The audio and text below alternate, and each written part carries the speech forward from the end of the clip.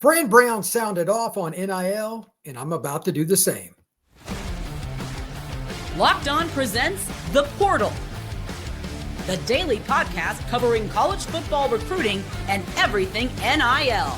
Part of the Locked On Podcast Network. Your team every day.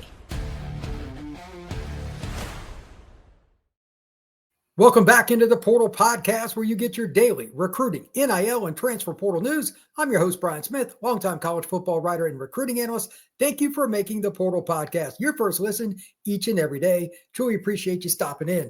Today, we're going to sound off on Fran Brown and what he said. I agree with it, but I have something to expand on that is very important for all college football players. We're going to talk about the quarterback dominoes. Finally, a piece has fallen that we expected. What does it mean, and how does that translate to the next player and then the next? And then a few other players at other spots have made their decisions. How does it impact their schools, and how does it impact their leagues? But first, Fran Brown. What am I referring to? Well, if you follow college football at all, you've probably seen the Syracuse head coach make the comments about former Syracuse wide receiver Trebor Pena. Now, he's big time. One of, if not the best, slot receiver returning in college football for the 2025 season. Absolutely, unequivocally legit. But he's still a slot receiver. Now, I don't have the financial plan in front of me that Syracuse had offered Pena or the one he had prior in 2024. That's their business. But Fran Brown mentioned a very unique term, $2 million. Anything remotely near $2 million for a slot receiver is absolute insanity. If Pena or anybody in his council, I don't care if it's family, a legal counsel, a friend, a girlfriend, I do not care. No, zero chance you're getting $2 million to play slot receiver at Syracuse. And you're probably not going to get anywhere near that at Miami or Texas Tech. He's allegedly going to visit Penn State. I will be shocked. I'm not going to announce terms, even if I have it. That's a legality situation. But I'll admit if I'm wrong on this. And by the way, the market doesn't think that I'm wrong either. And based on a few conversations I've had, doesn't as well. But here's the other take on this. Again, Trebor Pena is one of the best players in college football, regardless of position. And you can make a strong argument that he's the top guy coming back in all of college football at his position of slot receiver. But that is not a dimension spot, meaning measurables. A lot of guys can play it. There isn't the same demand for it as, say, a boundary receiver, a.k.a., the guy I'm going to mention, Jeremiah Smith. He's 6'3", 220. Pena's under 200 pounds, strong, but he's not big and powerful and going to take the ball away from a number one. That's not who he is. He works against nickels, safeties, and linebackers a lot of the time, carves them up, but his value is not the same. So the $2 million thing not only short-term hurts him, but it can long-term. For those college football players out there and young people as well, listen up. If you want to put yourself in a bad spot, demand too much money based on the market. Those NFL teams that eventually you would love to sit down and have a conversation with, yeah, those teams, they're going to remember this too. They're going to talk to Fran Brown. They're going to talk to people all across college football with anybody you, your girlfriend, your friends, your counsel, your parents, anybody they talk to. They're going to find out information. You may not think so. Oh, but they will. Do not put yourself in a spot that is going to cost you money at the NFL level. You do want to be an NFL player, right? Make sure you cash in later. Bet on yourself to perform. You want an incentive-weighted contract? By all means, love it. Bet on yourself. It is a poor decision to come in with a demand. Again, this is what Fran Brown said, not Brian. Fran Brown, $2 million. If that is really the number they came in with, there's no freaking way. You have to understand the market, your position, and what you do. Jeremiah Smith is a one-off. Travis Hunter, somebody that Fran utilized in his conversation about it said, if Travis could come back, we'll pay him $2 million next year. That's basically what he said. And he referenced Jeremiah as well. Okay, those were the two most gifted receivers in college football last year. Pretty easy. Brands are 100% right. They deserve that kind of money. Nobody can guard them. They're bigger guys. They're twitchy guys. They're very unique. Travis Hunter was playing over 100 snaps a game. Nobody's ever seen anything like that before. I have no idea what Trav made last year, but the only other guy I have ever scouted in my life that is as athletic as Travis Hunter is none other than AI. Yeah, Allen Iverson. I had the chance to see him when he was in high school. That's it. I don't think that's the same. And again, Trevor Pena is a dude. He's still not Travis Hunter. Be careful for what you ask. You'll get it later, but maybe not in the way that you want. Now, overall with NIL, I love that players are getting paid. You just got to be sensible about this. Coaches, and it depends on their program, they're only allowed to give what they can give. And I have no idea what Syracuse is giving, but it's not the same as what the Texas schools with the oil money, Oklahoma, Oregon, Ohio State, Notre Dame, Miami, Florida, Tennessee. These are totally different animals. We need to do a podcast at some point. Where does your school rank? This is coming. Where does your school rank in the NIL pecking order? Like what tier are you in? Maybe not like 1 through 10, but what tier are you in? You also got to remember what school you're at. Are you a team that legitimately can win a national title? Not just because we're going to try hard and we're going to get there. Do you have the horses? Those are the schools that probably have the facilities and the money and the backing to make that happen. And if Pena wanted to transfer, that by all means, he's earned that right.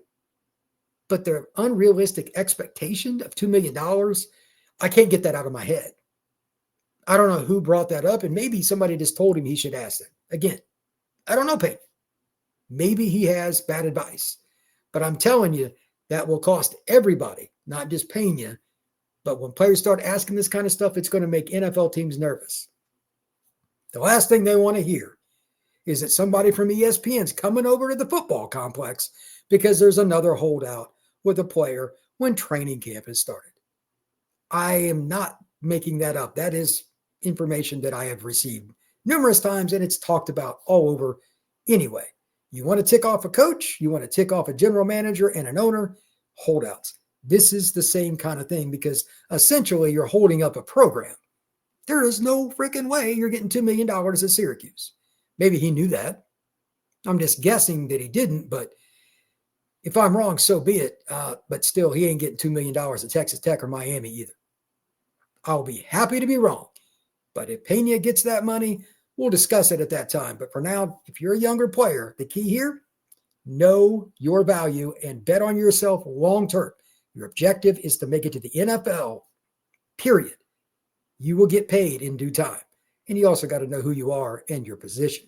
Next up, we're going to talk about quarterbacks and what happens when the dominoes start to fall.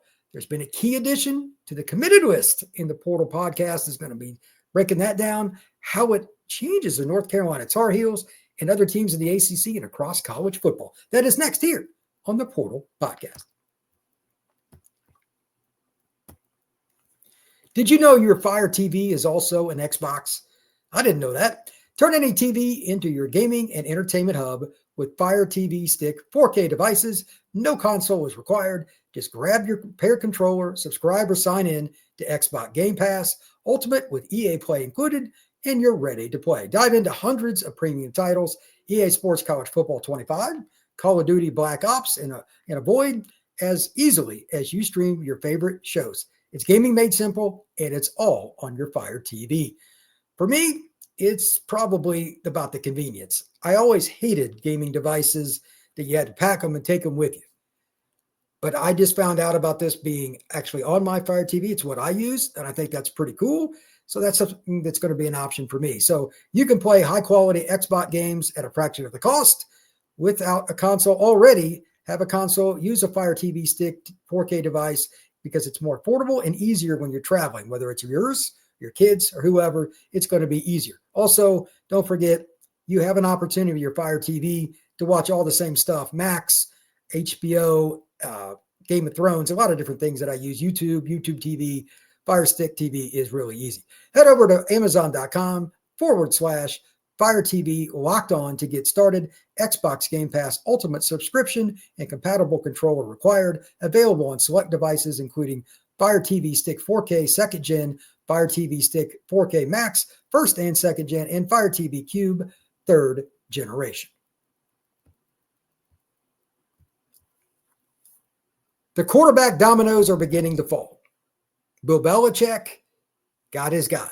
Gio Lopez, quarterback from South Alabama, is headed to the University of North Carolina to play for the Tar Heels. A redshirt freshman last year, Gio was a really good player. But before I go into the stats, I'm going to throw up some Pro Football Focus numbers here in a second. I just want to say something. I was surprised and happy about this. Freddie Kitchens is the offensive coordinator for the Tar Heels. He's a guy that's a longtime NFL guy. Now, he served in North Carolina just long enough now. He's been there kind of getting the lay of the land. But we didn't know what offense they were going to run. I was afraid that Bill Belichick, being an old school guy, he's been a pocket quarterback guy, would really just go that route. Before I throw up numbers, I'm going to do passing first and rushing. Note that Gio Lopez is definitively a run-pass quarterback. I like to see an old dog learn some new tricks. Belichick obviously is not young, but he's adapting. That's kind of cool. College football today, it's adapt or die, and I love that. Good for Bill Belichick, good for the Tar Heels, and good for their fans. They deserve a winner in Chapel Hill, and I think Bill is learning on the fly, and that's awesome. So I'm going to throw up the stats here for Gio here in just one sec. First, again, we're going to do passing numbers. And for those of you that are listening, I'm going to read these off.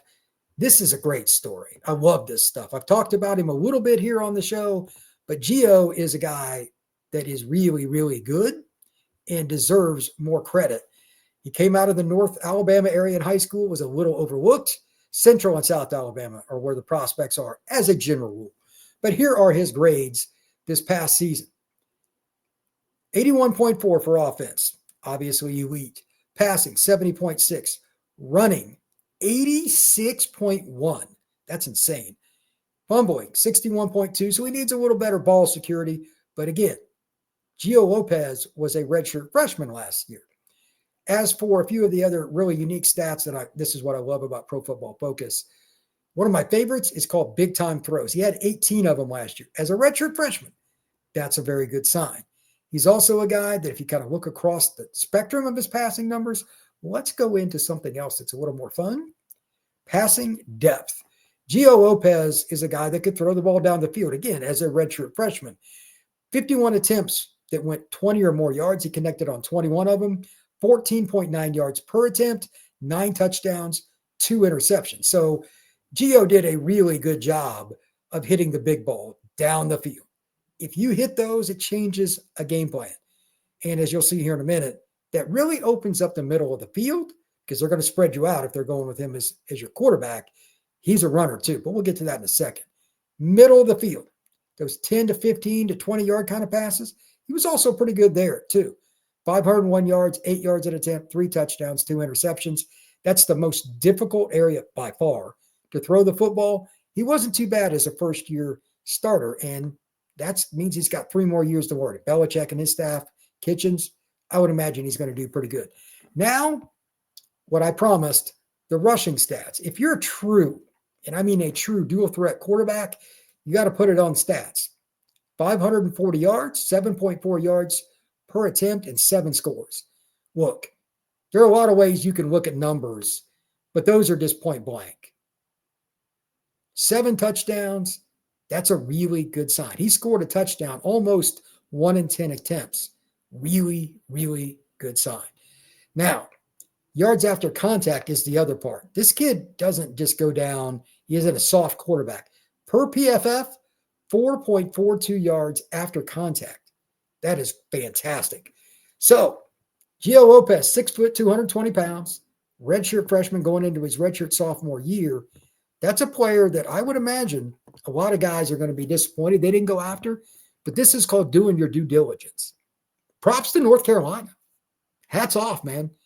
You went and got a player and you needed one at quarterback, let's not kid ourselves, that can come in and make an impact, be a dual threat.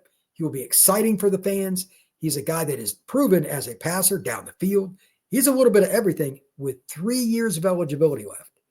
Now, I know it's exciting to get somebody else's P4 quarterback, whether it was their backup, their starter, whatever. There's been more buzz about him. I'm telling you, North Carolina helped change their program short-term first, but long-term as well. If they develop Gio Lopez the way he is capable of developing, they can set the standard and start getting some of those elite 4 and 5-star guys out of high school that go to Elite 11 finals in LA and change the perception of the program each and every year. Because while North Carolina has gotten some really good quarterbacks the last few years, Drake May in particular, it's not a given that you're going to do it every single year. But doing it with a guy that nobody knew about, I mean, Drake May was recruited by everybody. They flipped him from Alabama. A guy that originally started at South Alabama, if they can get him to NFL level, that will do wonders for you. And again, the run pass part, he's an exciting player, more chances for highlights. I love this move for the University of North Carolina. Bill Belichick and his staff got it done. Now, the dominoes. I'm going to throw something else out here. Florida State, Clemson, Miami, those are the 3 schools you think of the most in the ACC. And the names in the SEC, Big Ten, we all know who they are. But does this set a message to the rest of the league? Syracuse has risen up. Georgia Tech has. But I was actually speaking with Alex Dono earlier today when I was on his Locked On Canes show talking some recruiting and portal. What has the ACC done? This is a big move for North Carolina, so they're off the hook. In the spring window, have they done anything yet? Have you heard anything? Is there a ton of buzz? Miami has some. They're in on Pena, among other people. But who else is?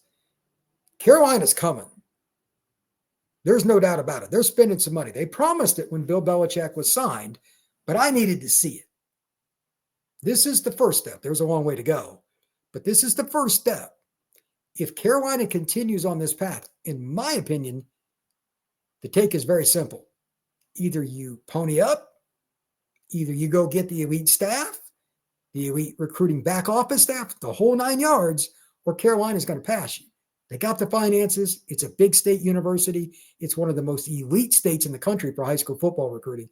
In my opinion, it's the 5th best after the obvious 4, Florida, Georgia, Texas, and California, because that state is just getting people to come down in droves from the north and the northeast. That state, if you let Bill get a good run going here in year 1, even if they transition to another coach, they're going to get that ball rolling. It's going to be hard to slow them down. They better be careful. As for the SEC, I don't think they're scared of anybody. Same with the Big Ten. But you can't tell me that they're not interested in what Bill Belichick and his team are doing. Watch the next week or so. The portal, just for the record, the portal closes next Friday. But if Bill Belichick and his staff can reel in just 1 or 2 more really good players, watch out for the Tar Heels to surprise a few people in year 1. They're not going to be great. I'm not saying they're going 10-2 and winning the league. I'll be shocked. But they're going to be a lot better than people think. That staff, their NIL collective, they're doing some things. And this is why the portal should be fun to cover. This is why I enjoy it, because there are upstarts. Last year, got to give Fran Brown and Syracuse some love. I was a little iffy on some of the things they did, but they went out and they had a great season. They proved me wrong, and they proved a whole bunch of other people wrong. Bill Belichick and the North Carolina Tar Heels, they're my pick this year in the ACC to at least cause problems. They're going to beat somebody they shouldn't, and they're going to do it in a way a lot of people didn't anticipate, yours truly included, with a mobile quarterback in Gio Lopez. He is legit, and they have people on notice. Final point, Tennessee is still looking for a quarterback, and that's probably just getting started. You got Steve Angeli in the portal from Notre Dame. He came in 3rd in the race with Kenny Minchie and the likely starter C.J. Carr, still in South Bend. You've got a few other names. I'm not going to get into things before they happen, but there's a few other names that are strongly rumored to be going in the portal, or at least trying to be induced. And I even put up a poll about, would you, if you're a Tennessee fan, care if you tampered? 61%, the last I checked about 10 minutes ago, said they didn't care. And I don't think anybody at Tennessee does either, because they got to get a quarterback. there is going to be breaking news on the quarterback front at some point. I give the chances that Tennessee goes into this fall without an experienced quarterback that they bring in as a transfer at less than 5%. It's not a matter of if, it is a matter of when the University of Tennessee gets a quarterback. And they're not the only one looking. There are some other schools that putting out some feelers. Remember, this is just the beginning of the quarterback dominoes. It is not in any way, shape, or form the end. There's going to be some more news coming soon. Speaking of news, got a few guys that made some decisions. Some I like, some I don't. One hurts my pick for the Big 12. I've got some disappointing news if you're a Colorado fan, but all of that and more coming up next here on the Portal Podcast.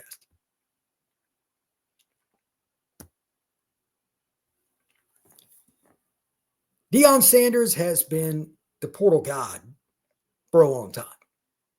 He's figured it out probably as much, if not more, than anybody else in college football. Tip of the cap. But that doesn't mean you win every battle. I didn't realize this one until this morning, and really right before the show, and I was like, oh, that one hurts.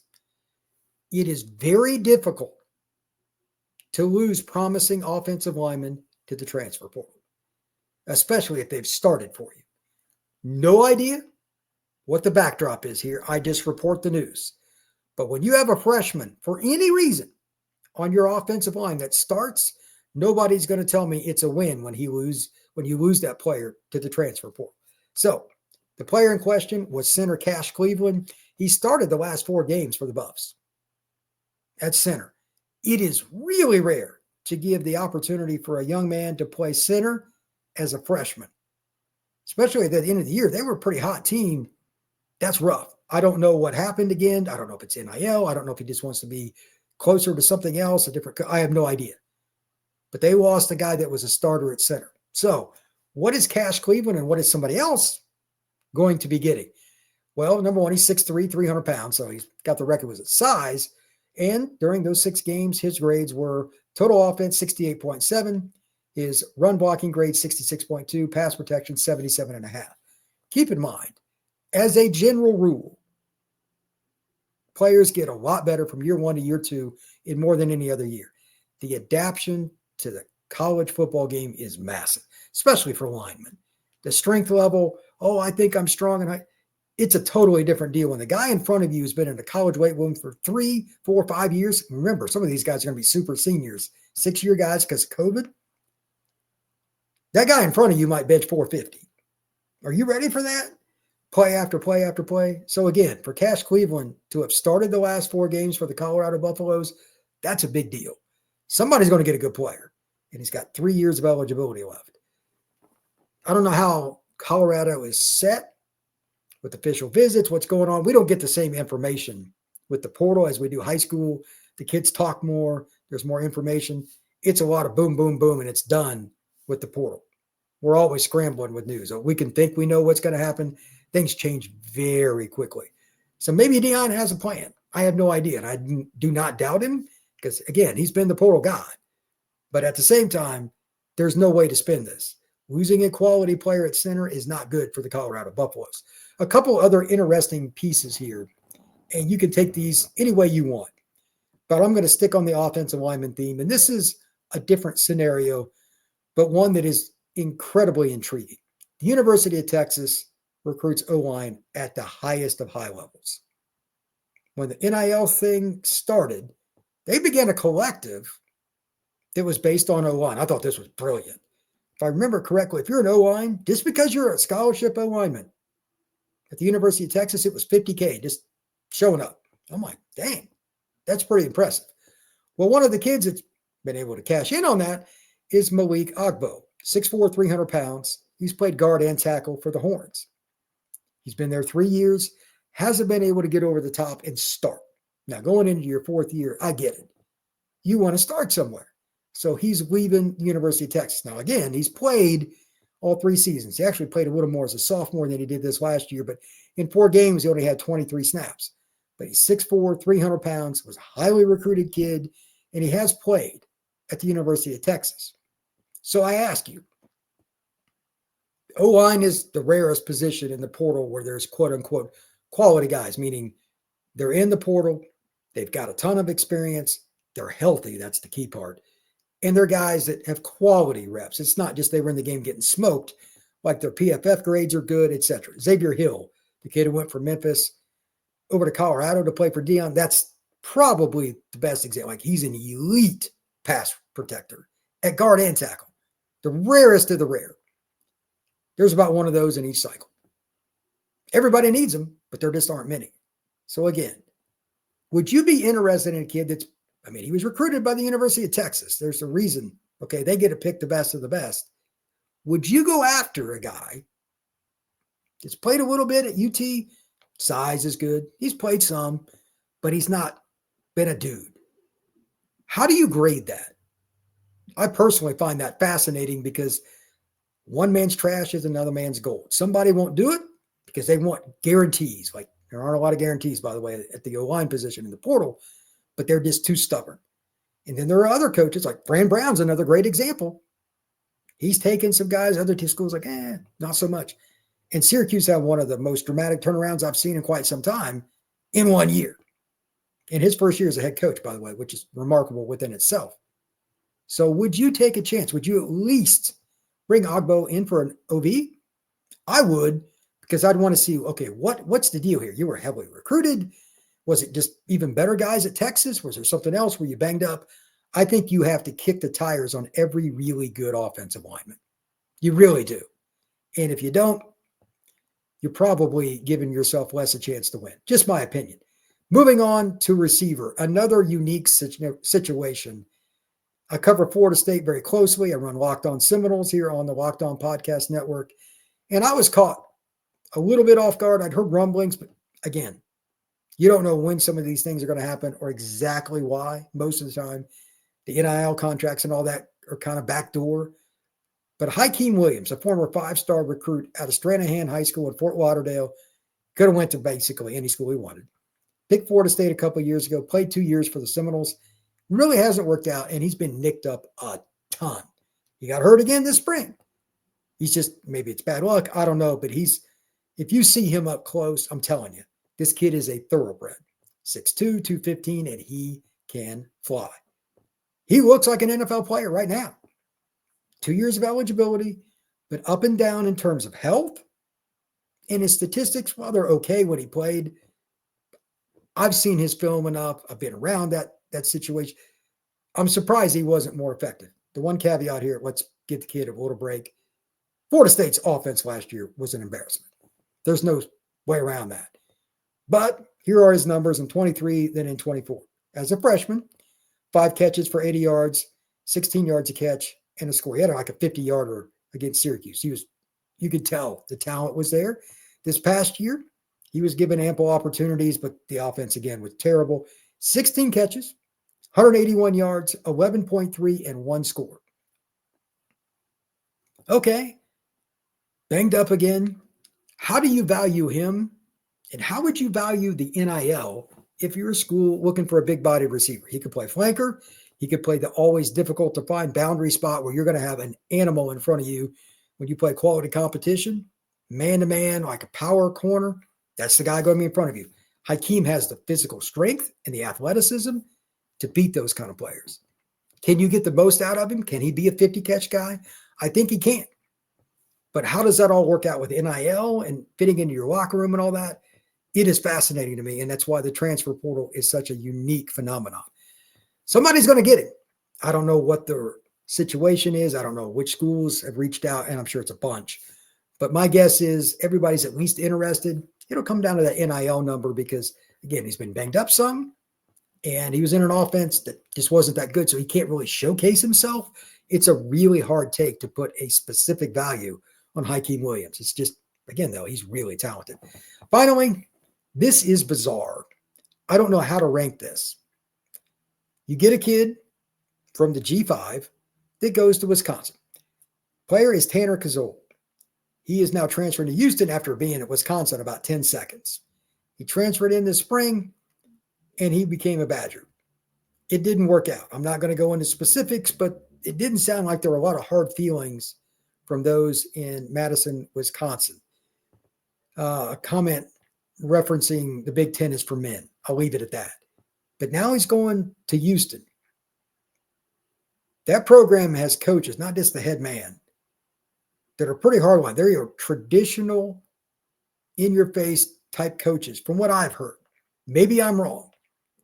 But if you don't like being yelled at, and one of the things I heard about Tanner, he didn't like being yelled at and stuff. Why'd you pick Houston? I mean, he's a good player. Like, these are his numbers last year at Ball State. As a tight end, Tanner Kazol was a dude. Again, here are the numbers.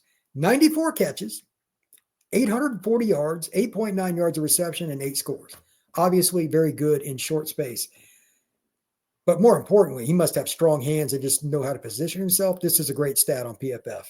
They call it contested catches, meaning a guy's barreling down on you. You're about to get hit or somebody's closing in to get a deflection. You got to know how to use your body to make those plays. He had 40 contested catches, yet he doesn't like being yelled at. I find that very odd.